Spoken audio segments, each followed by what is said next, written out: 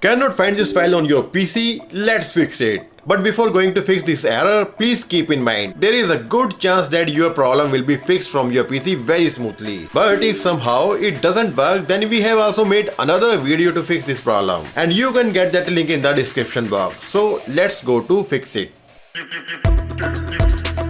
Basically, your problem is related to Microsoft Visual C++ and you have to download and install that package on your PC. So open this website and choose Visual Studio 2015, 17, 19 and 22. And all the upcoming version will be updated here in the future. So bookmark this page and subscribe to our channel as well. Now download both of these packages, which is 86 and 64 version. Just install these packages on your PC and let it finish. Please note, if you see the repair button, that means the package is already installed it on your computer. Just click on the repair button and let it finish. After installation, restart your PC to check the error. Hope so your problem has been resolved. Thanks for watching my video. Good luck.